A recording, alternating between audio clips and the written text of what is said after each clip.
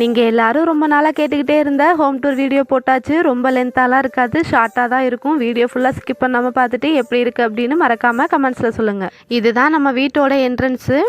நம்ம வீடு வந்து ரொம்ப சின்ன வீடு தான், பெருசாலாம் இருக்காது. 2 பத்தி தான் இருக்கும். இந்த இடத்த நீங்கள் எல்லாருமே அதிகமாக பார்த்துருப்பீங்க. இங்கே தான் நம்ம விறகடுப்பு இருக்குது.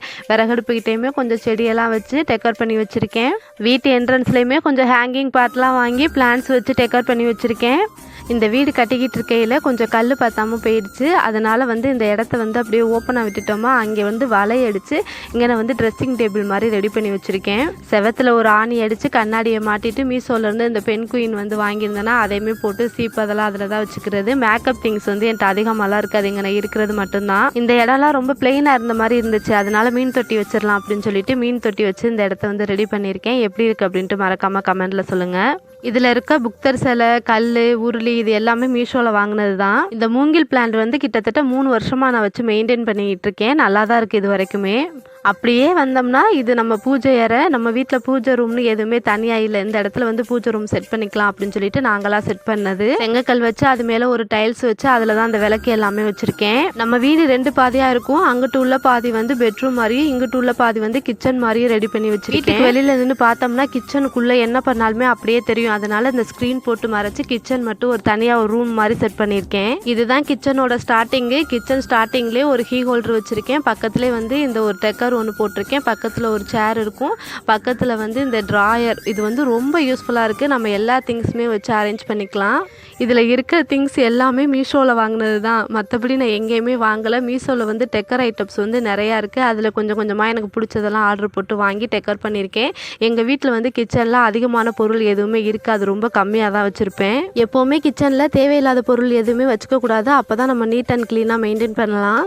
இந்த ஸ்டாண்டுமே மீஷோவில் வாங்கினது தான். அந்த ஸ்டாண்டில் வந்து ஜாடி எல்லாத்தையுமே வச்சு அரேஞ்ச் பண்ணியிருக்கேன். ஜாடியில் இந்த பொருள் தான் வச்சுக்கணும் அப்படின்லாம் எதுவுமே வச்சுக்க மாட்டேன். அப்போதைக்கு என்ன பொருள் இருக்கோ அந்த பொருளை வந்து கொட்டி வச்சுக்குவேன். இந்த 2 பெரிய வாளிலையுமே ரேஷன் அரிசி தான் வச்சுருக்கேன். இந்த 2 ஜாடியில் உப்பு புளி மட்டும்தான் எப்போதுமே கம்பல்சரி இருக்கும். உப்பு புளி எண்ணெய் இது 3 ஒரே இடத்துல வைக்கணும்னு எங்கள் அக்கா சொன்னாங்க. அதனால இது 3 ஒரே இடத்துல இருக்க மாதிரி அரேஞ்ச் பண்ணி வச்சுருக்கேன். பக்கத்தில் ஒரு ஊதிப்பத்து ஸ்டாண்டு, ஒரு உருளி வச்சுருக்கேன். மற்றது எல்லாமே நம்ம வீட்டில் மணி பிளான்ட் தான் அதிகமாக இருக்கும். எப்போவுமே வீட்டுக்குள்ளே செடியெல்லாம் அதிகமாக வளர்க்கணும். நம்ம மனசு கஷ்டமாக இருந்தாலும் அந்த செடிகளை பார்க்கையில மனசுக்கு ஒரு நிம்மதியாக இருக்கும்.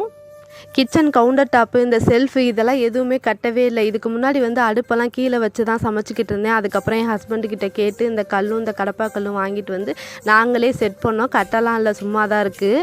கிச்சன் கவுண்டர் டாப்பு கீழே அரிசி ட்ரம்மும் கொஞ்சம் மசாலா ஐட்டம்ஸும் அரேஞ்ச் பண்ணி வச்சுருக்கேன். அங்கனே குடிக்கிற தண்ணியும் இருக்கும். இந்த பாத்திர ஸ்டாண்டு வந்து சாப்ஸியில் வாங்கினேன், ரொம்ப ரொம்ப யூஸ்ஃபுல்லாக இருக்குது. பக்கத்தில் இருக்க ஸ்டாண்டில் மசாலா பாக்ஸ் வைக்கிறதுக்காக தான் வாங்கினேன். அந்தளவுக்கு எந்த பாக்ஸுமே செட் ஆகலை. அதனால அந்த ஸ்டாண்டையுமே ஒரு பாத்திர ஸ்டாண்டு மாதிரி யூஸ் பண்ணிக்கிட்டேன்.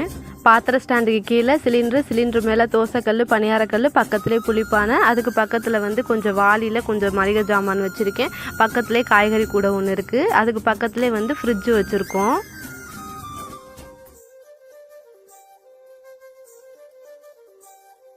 அடுத்து வந்து நம்ம பெட்ரூமு. இது பெட்ரூம்லாம் சொல்ல முடியாது. என்ட்ரன்ஸில் பீரோல் வச்சுருக்கேன். பீரோ மேலே கொஞ்சம் பொம்மையெல்லாம் வச்சு டெக்கர் பண்ணி வச்சுருக்கேன்.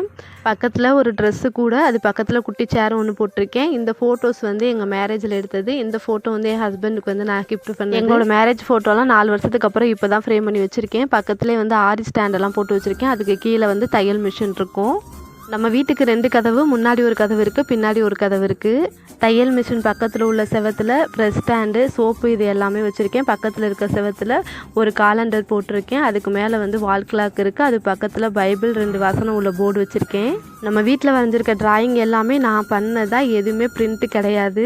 ஏதோ எனக்கு தெரிஞ்ச அளவில் எல்லாமே வரைஞ்சிருக்கேன். என்னோடய டிராயிங்ஸ் எல்லாம் எப்படி இருக்குது அப்படின்ட்டு மறக்காமல் கமெண்டில் சொல்லுங்கள். செவத்து பக்கத்துலேயே வந்து பெட்டு போட்டிருக்கோம். இது ரொம்ப சின்ன பெட்டு தான், ரொம்ப பெருசெல்லாம் கிடையாது. அந்த பெட்டுக்கு கீழே டெய்லி நாங்கள் போட்டுக்கிற ட்ரெஸ்ஸு, தம்பிங்களோட ட்ரெஸ்ஸு அது எல்லாமே கூடையில் வச்சு அழகாக மடித்து வச்சுருக்கேன். அதுக்கு கீழே தான் தலைவாணி, போர்வை, தம்பிங்களோட விளையாட்டு ஜாமான் எல்லாமே அங்கே தான் இருக்கும். கட்டிலுக்கு கீழே வைக்கிறதுனால அழகாகவும் அடக்கமாகவும் இருக்குது. வெளியில் வச்சோம்னா கொஞ்சம் இடத்த வந்து அடைச்ச மாதிரியும் அசிங்கமாகவும் இருக்கும். இந்த பக்கம் செவத்தில் டிவி வச்சுட்டு டிவிக்கு மேலே தம்பியோட சின்ன வயசு ஃபோட்டோ வச்சுருக்கேன். என் பெரியவனோட ஃபோட்டோ. பக்கத்துலேயே வந்து குட்டி குட்டியாக ட்ராயிங்லாம் பண்ணியிருக்கேன். கீழே ஒரு டேபிள் ஃபேன் வச்சுருக்கேன். இவ்வளோ தான் ஹோம் டூரு. எனக்கு தெரிஞ்ச அளவில் இருக்கிறத வச்சு என்னோட வீட்டை அழகுபடுத்தியிருக்கேன். எப்படி இருக்குது அப்படின்ட்டு மறக்காமல் கமெண்டில் சொல்லுங்கள்.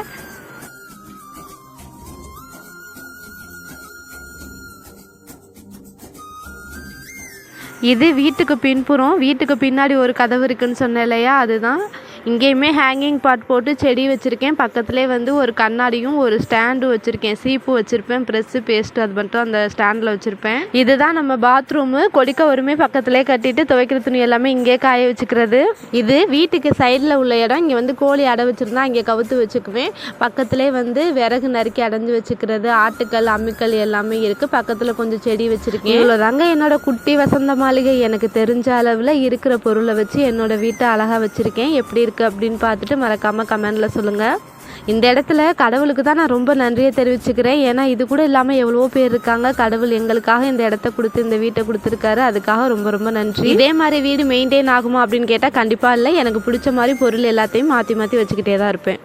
லைக் பண்ணிவிட்டு நம்ம சேனலை மறக்காமல் சப்ஸ்கிரைப் பண்ணிக்கோங்க.